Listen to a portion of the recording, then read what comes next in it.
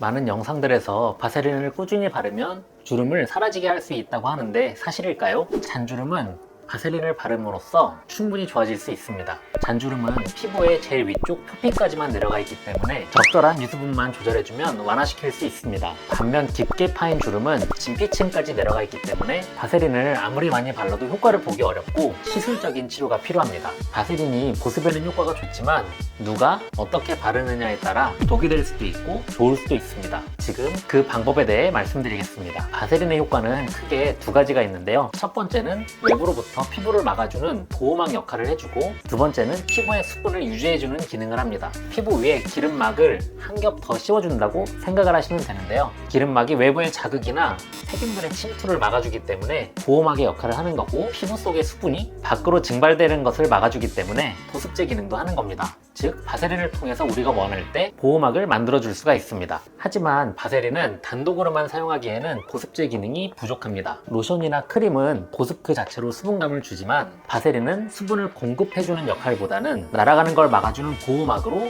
생각해주시면 될 것 같습니다. 보습제의 대체제가 아닌 상호 보완하는 용도로 같이 발라주시는 게 제일 좋습니다. 바세린은 깊게 파인 굵은 주름에는 효과가 적지만 잔주름에는 효과가 좋은데요. 예를 들면 구겨진 셔츠나 말린 미역에 물을 뿌리면 주름들이 펴지는 것처럼 우리 피부도 보습이 충분하면 미역과 마찬가지로 쫙 펴지면서 팽팽해지는 효과가 나타납니다. 특히 건조해서 생기는 입 주위나 눈 주위에 잔주름 부위에 발라주시면 효과가 가장 좋습니다. 간혹 석유를 정제해서 만들었기 때문에 불안해하시는 분들이 계신데요. 현재 시중에서 많이 판매되고 있는 화장품이나 마데카솔, 후시딘 등 여러 가지 용도로 이미 많이 사용이 되고 있고, 식약처에서도 허가가 난 제품이기 때문에 안심하고 사용하셔도 됩니다. 바세린도 효과적으로 바르는 방법이 있는데요. 첫 번째 꿀팁은 바세린과 평소 쓰시는 로션이나 수분크림 또는 잔주름에 효과가 좋은 아이크림과 믹스해서 사용하시면 보호막을 형성해주기 때문에 효과를 더 오래 유지시킬 수 있습니다. 보습제에 바세린을 3:1 비율로 섞어서 발라주세요. 꾸덕한 게 싫으신 분들은 바세린 비율을 조금 줄여서 바르시면 됩니다. 두 번째는 바세린 베스라는 외국의 유명한 논문에서도 검증된 방법인데요. 평소처럼 목욕을 한 뒤에 바세린을 얇게 펴바른 다음에 물로 한 번 더 헹궈주면 기름기만 싹 빠지고 보습 효과가 높아지게 됩니다. 따라서 끈적거림 없이 코팅된 효과만 가져가실 수 있습니다. 피부가 악건성인 분들이나 아토피 피부염이 심하신 분들에게 정말 큰 도움이 될 수 있기 때문에 추천드리는 방법입니다. 세 번째는 바세린과 향수인데요.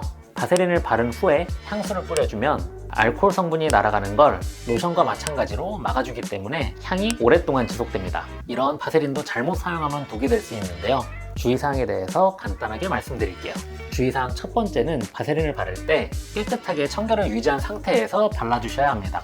평소에는 노폐물이나 세균이 피부에 붙어있는 상태다 보니 그 상태에서 발라준다면 밖에서 묻은 먼지를 그대로 가져와서 세균과 함께 코팅시켜주는 거나 다름없기 때문에 트러블을 더 악화시킬 수 있습니다. 두 번째는 지성 피부인 분들은 피부 자체에 기름기가 많기 때문에 바세린처럼 기름막으로 된 제품을 바르면 기름 위에 기름을 덧바르면서 더 두껍게 모공을 막는 상태가 됩니다. 따라서 평소에도 피부가 번들번들하신 분들은 오히려 더 악화시킬 수 있으니 사용하지 않는 것이 좋습니다. 트러블이 많이 올라오신 분들이나 기름 종이를 달고 사시는 분들은 추천드리지 않습니다.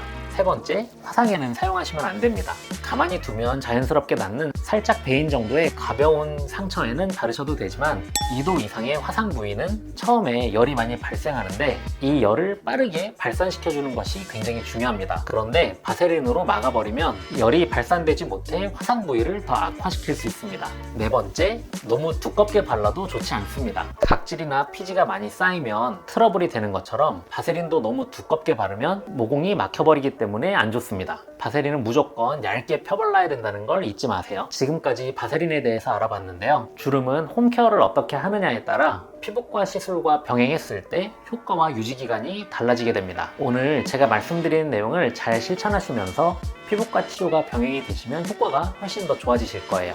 그럼 지금까지 시청해주셔서 감사드리고 도움이 되셨다면 구독과 좋아요 부탁드립니다.